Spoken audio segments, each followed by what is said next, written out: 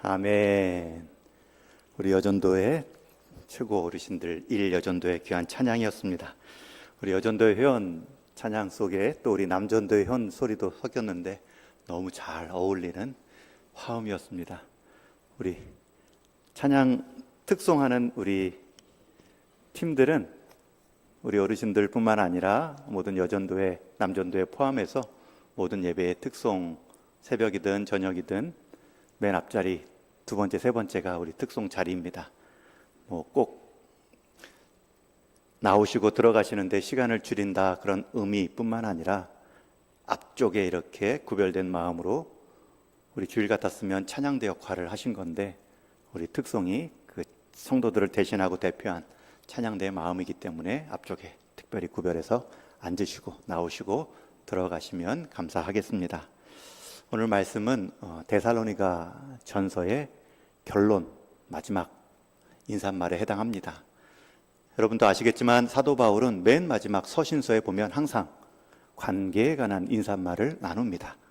관계의 중요성, 그러니 교회를 향한 자신의 관계를 이렇게 마음을 표현하는데 그 먼 지역도 이렇게 편지로 쓰고 있겠죠.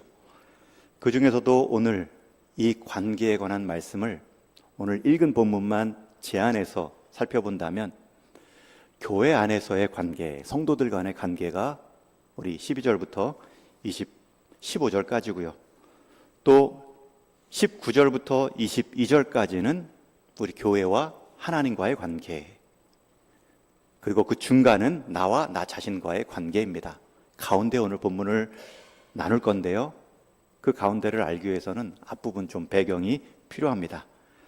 편지로 쓰면서 마지막 항상 사도 바울은 이 편지를 받는 너희들은 또 이 편지를 전해주는 누구와 관계하고 또 내가 직접 방문하지 못했는데 또 누구에게도 안부를 전해주고, 특별히 오늘 본문에서는 12절부터 14절까지 한 대상을 말하지요.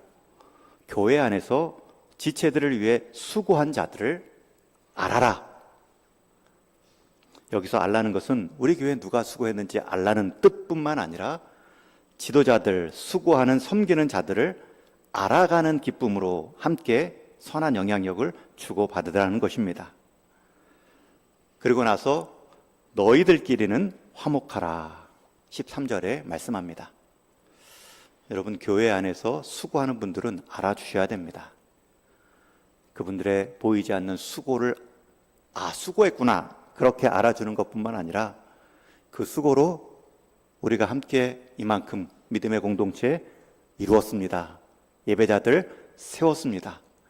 그리고 서로 영향을 주고받는 거예요. 제가 그렇게 도움도 받았고 또 제가 그렇게 도움도 주고 싶습니다. 그렇게 알아가는 기쁨이 있습니다. 여러분, 목회자를 아셔야 됩니다. 말씀을 주고받는 기능적인 것이 아니라 말씀을 바탕으로 한 삶의 교제가 있어야 됩니다. 여러분, 우리 장로님, 권사님, 안수집사님들, 또 앞장서 교회를 위해 헌신한 우리 선생님들 다 알아주셔야 됩니다. 특별히 수고했다 아시는 것이 아니라 그 수고로 인해 이렇게 교회가 세워져 갑니다. 저도 세워졌고 또 그렇게 함께 세워주는 이분도 있습니다. 그렇게 서로 알아가는 기쁨이 있습니다. 그리고 너희들끼리는 화목하라 말씀하지요. 그런데 그 화목의 방법이 14절에 아주 구체적으로 나옵니다. 우리 14절 말씀을 다시 한번 읽겠습니다. 시작. 또 형제들아 너희를 권면하노니 게으른 자들을 권계하고 마음이 약한 자들을 격려하고 힘이 없는 자들을 붙들어주며 모든 사람에게 오래 참으라. 여러분, 얼마나 화목하는 방법을 명확하게 표현하는지 모릅니다. 각 대상에 따른 지침을 구체적으로 주고 있습니다. 분명히 게으른 자들은 권하여 일깨우라, 권계하라 라고 말씀합니다. 몸이 연약한 자들, 몸의 순종이 한없이 미약한 자들 계속 일깨워줘야 되죠. 이해는 해주되 그 자리에 멈추지 않도록. 마음이 약한 자들은 격려하고, 몸이 약한 자들은 권계하고, 마음이 약한 자들은 격려하고. 여러분 주변에 생각나는 분이 계신지요? 아, 내가 건개할 사람, 게으른 사람 떠오르시는지요? 혹시 그 이유가 마음이 약해서 그런 건 아닐까? 먼저 내가 격려해야 될 것은 아닌가? 더 나아가서 힘이 없는 자들은 붙들어주며. 생각나는 분 계신지요? 오늘 수요 예배 이렇게 오고 싶어도 못 오시는 힘이 없는 분들, 우리가 위에 기도하고 붙들어 주어야 됩니다. 또 더욱이 맨 마지막 표현은 모든 사람에게 오래 참으라. 여러분, 이 표현이 핵심이 중요합니다. 게으른 자들을 건개해야 되는데 어떻게 건개합니까? 오래 참음으로. 마음이 약한 자들을 격려해야 되는데 어떻게 합니까? 오래 참음으로. 힘이 없는 자들을 붙들어 주어야 되는데 어떻게 합니까? 오래 참음으로. 여기서 오래 참는다라는 말은 절제한다는 거예요. 강도를 결정한다는 거예요. 건개하는데 한없이 건개해서도 안 되고, 마음이 약한 자들을 받아주는데 한없이 받아줘도 안 되고, 힘이 없는 자들을 붙들어주는데 한없이 붙들어주는 것이 아니죠. 그 강도를 절제하는 것, 힘 조절을 하는 것. 여러분, 성령의 9가지 열매 중에 맨 마지막 열매는 절제입니다. 이것은 다른 한 가지 열매라기보다는 앞에 8가지 열매를 강도를 정하는 거예요. 사랑할 때 사랑하는 것, 그래서 그것이 집착이 되지 않도록, 기뻐하는데 세상 기쁨으로 흘러가는 기준이 없는 기쁨이 되지 않도록 절제하는 것. 그런 면에 있어서 우리가 게으르고 마음이 약하고 힘이 없는 분들을 형편에 따라 세워줘야 되지만 항상 절제, 힘 조절을 잘하는 지혜를 구하셔야 됩니다. 여러분, 이것이 교회를 향한, 그렇게 할 때에 서로에게 악을 악으로 갚지 않는 이어지는 말씀에 화목한 말씀을 이어갈 수 있습니다. 이게 교회 안에서 지도자와 또 서로 간의 사귐의 방법이고요. 또 뒤에 19절부터 22절에 보면 교회와 하나님과의 관계입니다. 성령을 소멸하지 말고, 하나님 말씀, 예언을 멸시하지 말고, 오히려 범사에 좋은 것을 잘 헤아려 하나님을 대적하는 악은 어떤 모양이라도 버리라. 마지막 관계에 있어서 하나님과의 관계도 교회를 향한 지침을 주고 있습니다. 그리고 나서 그 중간에 보면 이제 나를 향한 관계가 있습니다. 여러분, 앞에서 성도들을 세우고 지도자들을 잘 따르고 알아가는 것, 그리고 헌신하고 권계하고 참아주고 굉장히 손해보고 굉장히 소모적인 것 같지만 그렇지 않습니다. 왜냐하면 그 중간에 나를 위한 관계의 풍성함을 말해주기 때문입니다. 제가 유대인들의 지혜서로 알려진 탈무드를 보는데, 탈무드의 이야기 중에 우리가 살면서 너무 지나치게 사용하면 안 되는 것 3가지가 있습니다. 그런 지혜를 나눈 글을 봤습니다. 여러분, 살면서 너무 많이 쓰면 안 좋은 것, 과용금지 3가지가 무엇일까요? 이 탈무드에 의하면 첫 번째는 누룩을 너무 많이 사용하지 마라. 빵을 만들 때, 효소를 만들어 부풀어 오르게 할 때 누룩을 밀가루보다 더 많이 넣으면 죽이 되죠. 빵을 만지게 됩니다. 부풀어 오르는 효소의 역할을 해야 되는데 그걸 너무 많이 넣으면 밀가루보다 더 양이 많고 죽이 되죠. 두 번째는 소금을 많이 넣지 마라. 많이 쓰지 마라. 소금도 싱겁지 않도록 알맞게 넣으면 되는데 소금을 너무 많이 넣으면 다른 맛이 다 죽습니다. 너무 과용하지 말할 두 가지가 소금과 누룩입니다. 그런데 이 2가지는 사실 3번째를 말하기 위한 일종의 서론입니다. 마지막 너무 많이 사용하면 안 될 것으로 망설임을 말합니다. 여러분, 여기서 망설임이라는 것은 신중함이라는 뜻이 아니죠. 그냥 신중하기만 한 것, 행동은 하나도 없는 것, 생각만 하는 것, 꿈만 꾸는 것, 공상만 하는 것, 그걸 너무 많이 하지 말아라. 망설이지 말아라. 지나치게 망설이다 보면 좋은 기회 다 놓치고 늘 기다리다고만 끝난다. 사실 이 3번째 말하려고 앞에 누룩이나 소금을 이용한 것입니다. 여러분, 신중한 것은 당연하고 필요합니다. 그러나 신중하기만 하고 생각만 하기만 하고 한 번도 행동하지 않으면 변화는 없습니다. 여러분, 콩 심은 데 콩 나고 팥 심은 데 팥 납니다. 그러나 이것보다 더 분명하게 심은 대로 나는 씨앗이 있다고 하죠. 안이라는 씨앗입니다. 안 심으면 안 납니다. 콩 심었는데 콩 나고 팥 심었는데 팥 나는데, 여러분, 뭐라도 심으면 뭐라도 나는데 아예 안 심으면 안 나죠. 저는 이 지혜서의 탈무드의 글을 보면서 이렇게 과용금지 3가지가 있다면 반대로 과용하면 할수록 좋은 것은 없을까? 오히려 아끼면 손해인 것은 없을까? 반대로 생각하다가 오늘 말씀이 떠올랐습니다. 나와의 관계에 있어서 지혜입니다. 항상 기뻐하라, 쉬지 말고 기도하라, 범사에 감사하라. 특별히 이 앞에 나오는 항상, 쉬지 말고, 범사에, 여러분, 이 표현은 안 쓰면 안 쓸수록 손해라는 뜻입니다. 여기서 항상이라는 말은 시간적으로 언제나라는 뜻이고, 쉬지 말고라는 말은 열정을 가지고라는 뜻이죠. 그리고 범사에라는 말은 모든 지역에서, 모든 상황에서, 이것을 한 문장으로 묶으면 매 순간에, 모든 시간에 열정적으로 모든 일을 하면 할수록 좋은 3가지가 있습니다. 그것이 기뻐하라, 기도하라, 감사하라입니다. 여러분, 기뻐하고 감사하고 기도하는 일에 남용이란 없습니다. 기뻐하는 사람 옆에 가면 그 기쁨에 전염됩니다. 감사가 넘치는 사람 옆에 있으면 감사가 스며듭니다. 아, 저것도 저렇게 감사할 수 있구나, 배울 수 있죠. 기도도 마찬가지입니다. 기도를 늘 일상에 물들여 있는 우리 성도님을 보면, 아, 나도 저렇게 기도함으로 하나님과의 친밀함을 누리고 싶다, 그런 마음의 소원이 일어납니다. 여러분, 이 3가지는 과용이 없습니다. 나를 넘치게 하고 주변의 관계를 넘치게 합니다. 어떻게 보면 이 3가지로 앞에 얘기했던 교회 안에서의 화목을 이룰 수 있기도 하고요, 또 하나님과의 관계 안에서도 풍성함을 누릴 수 있습니다.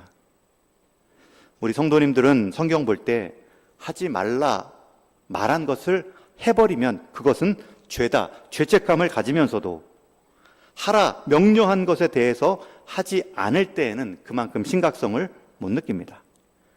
하지 말라라는 것을 할 때에는 죄책감을 느끼는데 하라라는 것을 하지 못할 때는 그만큼 심각성을 깨닫지 못하죠. 성경이 말하는 명령형은 긍정형이 더 많습니다. 또 예수님이 말씀하신 기독교의 진리도 부정적, 소극적인 내용을 말하지 않습니다. 믿으라, 행하라, 순종하라. 성경은 긍정적인 명령형의 말씀이 많습니다. 선지자들도 경고할 때 무엇을 하지 말라라는 말씀도 있지만 그것은 무엇을 정말 잘 하기 위한 과정이죠. 우상 숭배를 하지 말라 부정적인 명령을 하신 이유도 하나님을 제대로 예배하라, 긍정의 명령을 이루기 위함입니다. 여러분, 그런 면에서 오늘 이 말씀, 항상 기뻐하라, 쉬지 말고 기도하라, 범사에 감사하라. 여러분, 이것은 명령입니다. 하나님이 주 그리스도 안에서 우리를 향한 뜻이다, 못 박아 말씀합니다. 신약 성경에서도 주 너희 하나님을 사랑하라, 내 몸같이 내 이웃을 사랑하라 말씀하죠. 모든 선지자와 계명의 핵심으로 긍정적인 명령형을 말씀합니다. 부정형이 아닙니다. 사도 바울도 선을 행하라, 낙심하지 말아라, 때가 이르면 거둔다, 적극적인 행동에 확신을 주고 있습니다. 그런 명령형의, 긍정형의 이 정점이 이 세 동사입니다. 기뻐하라, 기도하라, 감사하라. 그것도 언제요? 항상, 쉬지 말고 범사에. 여러분, 그러면 어떻게 기뻐할 수 있고 기도할 수 있고 감사할 수 있을까? 성경에서 말하는 기쁨이라는 단어는 항상 기쁨의 대상과 내가 하나 되는 기쁨을 말합니다. 여러분, 이게 조금 성경적 기쁨의 특징인데요, 기뻐하는 내 상태와 기쁨을 주는 그 대상이 하나로 붙어 있는 모습이 기쁨입니다. 예를 들면 마태복음 2장에 보면 동방 박사들이 별의 인도함을 받고 아기 예수님을 찾아가 경배하죠. 준비한 예물을 드리고 절합니다. 그 과정에서 자기의 기쁨을 이렇게 표현합니다. 매우 크게 기뻐하고 기뻐하더라.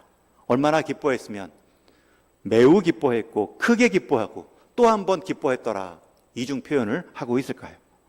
여기서 이 동방 박사들이 기뻐했던 것은 기쁨의 대상인 예수님을 자신의 기쁨의 이유로 말한 것입니다.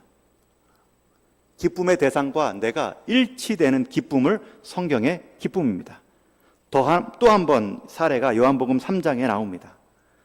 세례 요한이 예수님의 오심을 보고 기쁨을 표현하는데 비유로 말합니다. 신부를 취하는 자는 신랑이나 서서 신랑의 음성을 듣는 친구가 크게 기뻐하나니 나는 이러한 기쁨으로 충만하였노라. 원래 신부는 신랑이 기뻐해야 되는데 신랑의 친구도 크게 기뻐했다. 이것은 그 신랑이 얼마나 큰 기쁨을 갖고 있는가. 지금 세례 요한은 자신이 그러한 기쁨을 누리고 있다 말하죠. 신랑의 친구와 신랑이 하나로 묶여진 것처럼 자신이 지금 기쁨의 대상인 예수님과 하나로 묶여진 모습입니다. 여러분, 기쁨의 서신이라고 말하는 빌립보서에서도 기쁨을 말할 때 주 안에서 기뻐하라. 이 말은 주를 기뻐하라 라는 뜻과 해석이 같습니다. 기뻐하는 내 모습과 기쁨의 대상이 일치하는 것. 그럴 때 우리는 항상 기뻐할 수 있습니다. 왜요? 그 기쁨의 대상이 하나님이기 때문에. 항상 기뻐할 수 있는 이유는 기쁨의 대상을 하나님으로 삼으라는 뜻입니다. 내가 기뻐하는 이유가 그 기쁨을 주는 하나님과 분리되지 않을 때 우리는 항상 기뻐할 수 있습니다. 그러나 세상이 주는 기쁨은 다릅니다. 내가 기뻐하는 대상으로 무언가를 정할 때 그 무언가가 나에게 항상 기쁨을 주는 것은 아닙니다. 한때는 기쁨이지만 내게 기쁨을 주었던 그 세상 그 무엇은 나에게 또 다른 슬픔을 줄 수도 있습니다. 재물이 기쁨이 될 때도 있지만 그 재물 때문에 내가 화를 당할 수도 있습니다. 가족이 내게 큰 기쁨의 이유이지만 가족들 때문에 흘린 눈물도 많죠. 여러분, 세상 기쁨의 대상은 바뀝니다. 아니, 세상 기쁨의 대상이 바뀌지 않는다고 해도 그것을 기뻐하는 내가 바뀝니다. 내가 항상 기뻐하지 않죠. 식상해야 하는 나 자신의 변화도 있습니다. 그러나 우리 성도의 기쁨은 하나님 앞에서의 기쁨입니다. 기쁨을 주신 그분과 내가 하나로 묶일 때 우리는 항상 기뻐할 수 있습니다. 왜냐하면 그 하나님은 변하지 않거든요.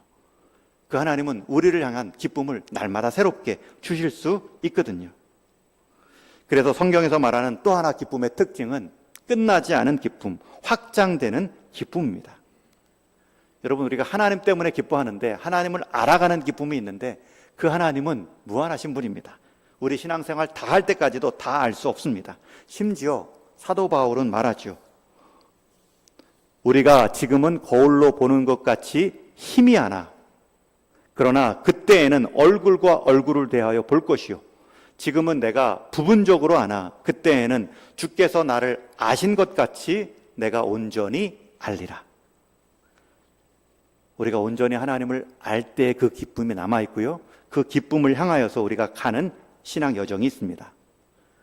그러니 여러분들, 하나님을 아는 기쁨, 그 기쁨을 사모한다면 항상 기뻐할 수 있습니다. 성경이 말하는 기쁨은 대상과 나를 일치하는 기쁨이고요, 그 기쁨이 하나님의 대상일 때에는 항상 끝을 지향하는 점점 더 풍성해지는 기쁨이 있습니다. 세상이 주는 기쁨은 반드시 등락을 거듭합니다. 그리고 끝내 사라집니다. 그러나 우리가 하나님을 알아가는 기쁨은 점점 더 풍성해지다가 마지막 점점에서 얼굴과 얼굴을 대하여 누리는 기쁨이 남아 있습니다. 여러분, 이 무더운 여름 뭐가 기쁜가? 이 무더운 여름에서도 하나님을 묵상하고 하나님을 기쁨의 대상으로 삼을 수 있습니다. 우리 동일의 성도님들, 여름 정도가 아니라 내 삶을 태울 것 같은 그 수많은 문제들 앞에서도 기뻐할 수 있다. 기쁨의 대상을 하나님을 통과하여 문제를 바라볼 때 그 하나님이 주시는 기쁨을 누릴 수 있기를 주님의 이름으로 축원합니다. 두 번째, 쉬지 말고 기도하라 라는 말씀은 하나님보다 앞서가지 말라는 뜻입니다. 하나님을 찾으라는 것입니다. 하나님을 더 높은 어떤 존재와 바꾸지 말라는 것입니다. 하나님을 내 인생 중심의 첫 번째 기준으로 삼으라는 뜻입니다. 쉬지 말고 기도하라. 쉬지 말고 열정적으로 찾을 대상은 하나님입니다. 열정적으로 간구할 유일한 대상은 하나님입니다. 그 하나님을 향하여 우리가 열정을 갖지 않으면 세상은 우리로 하여금 열정을 돌이키게 만듭니다. 세상 현대인들은 다른 열정의 유혹을 지금도 받고 있습니다. 너무나 많은 목적으로 하나님을 대신할 유혹들로 우리 성도들을 몰아갑니다. 모든 것의 근원 되시고 모든 것을 끝내주실 그 하나님을 잊게 만듭니다. 시작과 끝 대신 하나님을 붙잡고 살아가는 것, 그 열정을 갖는 것이 우리의 최고의 지혜인데 때로는 내가 수고하고 노력하는 것, 공부하는 것, 스펙 쌓는 것, 친구들 만나고 인간관계 넓히는 것, 그러나 그것들은 다 준비해놨는데 목적을 모릅니다. 그것을 가능케 하는 마지막 흔들리지 않는 목적을 놓쳐버립니다. 여러분, 그런 인생들이 방향을 잃어버립니다. 제가 장례 주례할 때마다 잘 드는 한 가지 권면의 말씀이 있죠. 여행과 방랑의 차이는 목적이 있냐 없냐의 차이입니다. 여러분, 우리는 돌아갈 목적지가 있으면 그 인생은 여행, 여정입니다. 그러나 목적이 없는, 삶의 종착지가 없는 열심은 방황입니다. 방랑입니다. 열심을 내는데 그 대상이 누구인지, 왜 그렇게 열심을 내는지도 모릅니다. 언젠가 인터넷에 넘치는 모자람이란 글을 읽은 적이 있습니다. 여러분, 넘치는 모자람, 이게 무슨 형용이죠? 그 내용의 글은 이렇게 시작합니다. 오늘날 우리는 더 높은 빌딩과 더 높은 고속도로를 가졌지만 성질은 더 급해지고 시야는 더 좁아졌다. 돈은 더 쓰고 있지만 즐거움은 점점 사라지고 집은 커져가지만 식구는 줄어들고 있다. 지식은 많아진 것 같지만 판단력은 줄어들었고 약은 더 먹지만 건강은, 몸은 더 나빠진다. 심지어 달에도 갔다 왔지만 이웃집에 가는 것은 더 어려운 시대이다. 집은 훌륭해졌지만 더 많은 가정이 깨지고 있다. 이게 넘치는 모자람입니다. 무언가를 넘치게 달려왔고 세워왔고 쌓아 놓았는데 목적이 없습니다. 침대는 좋아졌는데 잠은 못 이룹니다. 하우스는 커졌는데 홈이 없습니다. 목적을 잃은 열심이죠. 한 청년과 이야기를 했습니다. 잠시 교회를 쉰다고 해가지고 제가 컴파스 얘기를 해줬습니다. 지금 할 것도 많을 텐데 잠시 쉬었다가 좀 시간 지나면 다시 올게요. 그래서 제가 그 습관, 주일 오전 설교할 때 그 말을 들려주며 한 번의 행동은 너가 선택할 수 있지만 그 선택이 습관이 되는 것은 너가 선택을 못해. 나중에 온다고 하지만 그걸 보장할 수가 없지. 그리고 할 일도 많지만 하는 일에 목적이 중요해. 그리고 들려준 컴파스 얘기가 있습니다. 컴파스는 두 꼭지점이 있죠. 하나는 기준점, 하나는 꼭지에 연필에 달아서 원을 그릴 때 쓰는 또 다른 꼭지점. 여러분, 어떤 게 더 중요할까요? 흔들리지 않는 원을 그릴 수 있는 중심 안에 꼭지점이 중요합니다. 이것 없이 나는 넓은 원을 그릴 거야. 돌려봤자 절대 원이 나오지 않습니다. 꼭지점을 딱 정하지 않고 돌린 원은 제자리에 올 수가 없습니다. 더 그리면 그릴수록 방랑이 될 뿐입니다. 먼저 삶의 열심, 삶의 열정의 대상은 하나님입니다. 우리를 지으시고 우리를 인도하시고 우리를 불러가실 그 하나님의 우리 인생 열정을 드려야 됩니다. 청년의 때, 가장 지혜로울 때, 가장 뜨거울 때 한번 하나님에 대한 열정을 갖고 그 변함없는 꼭지점을 딱 찍어두면 심지어 어떻게 그래도 원은 될 거다. 그런 말을 한 적이 있죠. 우리 시대의 분주함, 목적 없는 달려감이 우리를 기도하지 못하게 만듭니다. 어디로 가는지도 모르고 정신없이 이리 뛰고 저리 뜁니다. 잠시 쉬어보라. 꼭지점이 어디 있는지, 삶의 중심점이 어디 있는지. 기독교 철학자이자 수학자, 과학자인 파스칼은 탕세에서 이런 글을 남깁니다. 인간의 모든 불행은 단 한 가지에서 시작한다. 그것은 고요한 방에 들어앉아 기도할 줄 모르는 데에서 비롯된다. 인간의 모든 불행은 고요한 방에 들어가면 불안해하는 거예요. 나 뭐 해야 되는데, 나 뭐 밀린 것 있는데. 그런데 그 고요한 그 시간에는 하나님께 기도하고, 내가 기도하면 하나님이 일하시는데, 내가 행동함으로 하나님이 일할 자리와 기회를 다 나의 노력과 나의 분주함으로 채우려 할 때에 우리의 모든 불행은 시작된다. 이 기도하다라는 성경 원어적 의미는 하나님께 나를 비추어 보다라는 뜻을 갖고 있습니다. 여러분, 사람은 세수할 때 거울과 물에 비추어 보고 사람의 속 사람은 사람끼리 사람 관계 안에서 비추어 본다 말합니다. 그러나 우리의 영혼의 자람은 하나님 앞에 비추는 것입니다. 나 자신을 하나님이라는 절대 존재 앞에 날마다 세워놓는 행위가 기도입니다. 그러기에 기도는 무엇보다 먼저 하나님 앞에 서는 경외함이고, 그 하나님 앞에 섰을 때 각성으로 새로워지는 은혜가 있습니다. 기도는 뭘 말하기 전에 그냥 하나님 앞에 제가 서 있습니다. 하나님을 의식하는 행위가 기도의 시작입니다. 그런데 쉬지 말고 기도하라. 하나님은 기다리고 계신데 우리는 쉬지 않고 행동하죠. 목적 없이 달려가죠. 돈을 버는데 왜 버는지 모르죠. 쌓아놓는데 이 쌓아놓은 것이 어떻게 나를 해칠 수 있을지도 모른다. 그런 예상은 하나도 못하죠. 특별히 쉬지 말고 기도하라라는 말씀은 24시간 내내 입술을 움직여 중얼거리며 소리를 내뱉으라라는 말이 아닙니다. 그 하나님을 의식하는 마음가짐으로 하나님 앞에 자신을 계속 비추어 보라는 뜻입니다. 하나님께 비추어 보니 하나님 앞에 섰으니 말할 수도 있고, 그 하나님이 너무나 크게 의식되어서 말하지 않고 하나님만 생각할 수도 있죠. 여러분, 그것이 기도입니다. 그런 하나님께 열정을 드릴 때 하나님이 우리 인생을 향하여 열심을 내십니다.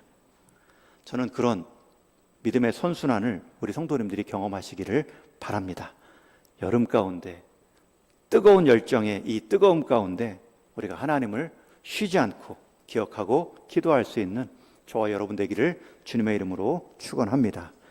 마지막 세 번째 범사에 감사하라 말씀은 하나님께서는 범사에 우리에게 감사할 제목으로 황동하신다, 일하신다라는 뜻입니다.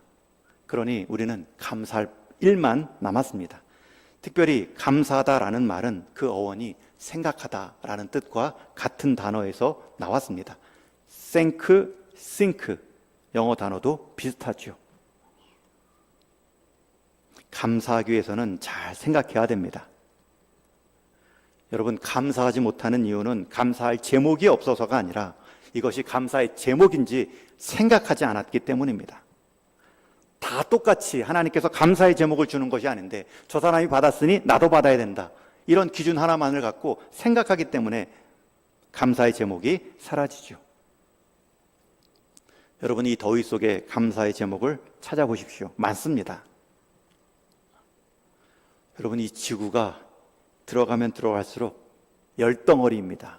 멘틀이라고 엄청난 지진하고 용암이 흘러나오는 그것들이 이 지구 안에 가득 들어 있습니다. 그런데 우리는 그것에서 보호를 받고 있고 그저 태양에서 조금 햇볕의 강함으로 더위를 느끼고 있죠. 하나님이 얼마나 이 지구를 지켜 보호해 주시는지 모릅니다.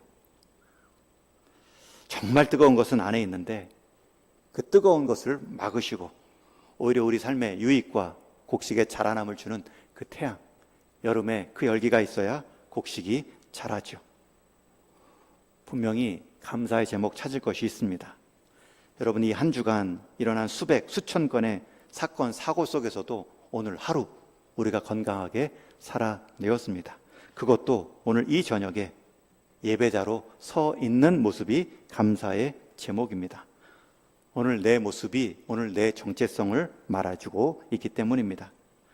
예수님을 믿어서 내가 죄 사함을 받고 하나님의 자녀가 되어 죽음 넘어서까지 소망을 말할 수 있는 인생이 되었다. 이것을 오늘 이 예배를 통해서 일깨움 받는 것, 여러분, 이것이 감사의 제목입니다. 오늘 하루도 우리는 범사에 감사한 상황을 달라고 기도하기 전에 이미 수많은 범사에 숨겨진 감사의 제목을 볼 수 있게 해달라고 눈을 위해 기도하는 것입니다. 잘 생각해 보시면 감사의 제목이 많습니다. 나는 왜 성적이 이러한가? 내 진급은 왜 이러한가? 내 월급은 이러한가? 왜 내 건강은 이러한가? 그런 상황에서 왜 내 기도는 응답되지 않는가? 여러분, 이런 생각은 부정과 불평만 나옵니다. 생각의 방향을 우리의 경험보다는, 우리의 판단보다는 이 과정을 통해서 일하실 하나님의 계획 가운데 두는 것입니다. 이 일을 통해 내게 말씀하시는 것이 있겠지. 이 일을 통해 내게 훈련하는 그릇 만듦이 있겠지. 그것이 만들어졌을 때 주시는 은혜가 있겠지. 이 일을 통해 내게 더 좋은 성품을 예비하시겠지. 그 기준으로 우리 모습을 보면 감사의 제목이 많습니다. 우리의 모든 일은 범사를 감사케 하실 수 있는 하나님과 연결시켜 가는 것입니다. 그래서 18절에 보면 감사하라. 이것이 그리스도 예수 안에서 너희를 향하신 하나님의 뜻이니라. 내가 당한 내 상황은 내가 판단하기에는 감사 제목이 아닐지라도 주 안에서 감사합니다 라고 했을 때 이것이 왜 감사 제목이 되는지, 이것을 통해 이루시는 하나님의 뜻이 무엇인지 우리는 깨달아가며 감사할 수 있습니다. 우리 인생 모든 세상사 다 넓게 보면 하나님 손 안에 있습니다. 그 손을 보는 훈련을 하는 것이 감사 훈련입니다. 여러분이 당한 시련만 생각하지 마시고 그 시련 담금질 속에 변해가는 내 인격의 보물을 기대하십시오. 부정적인 아픔만 보지 말고 그 연단의 과정 속에 단단해지는 내 신앙의 근력을 기대하십시오. 그런 근력에 담긴 은혜가 아름답습니다. 겸손하지 않고요, 하나님의 은혜를 은혜답게 열어갈 수 있습니다. 이제 말씀을 정리합니다. 여러분, 기쁨, 감사, 기도는 그리스도 안에서 가능한 하나님의 명령입니다. 여러분, 그리스도는 항상 기뻐할 수 있는 이유로 구원을 영원까지 주셨습니다. 또 우리 예수님은 쉬지 말고 기도할 수 있는 분으로 그 이름을, 그의 구속 사역을 우리에게 이루어 주셨습니다. 그리스도가 없었다면 우리가 하나님께 기도할 수도 없었고요, 그 기도의 모범을 보이신 그 예수님을 따라 우리 역시 하나님께 열정을 낼 수 있습니다. 그리고 그리스도를 통해 우리는 하나님의 지금도 일하시는 그 하나님의 역사를 볼 수 있는 믿음을 가졌습니다. 여러분, 이것을 남용하십시오. 아끼지 마십시오.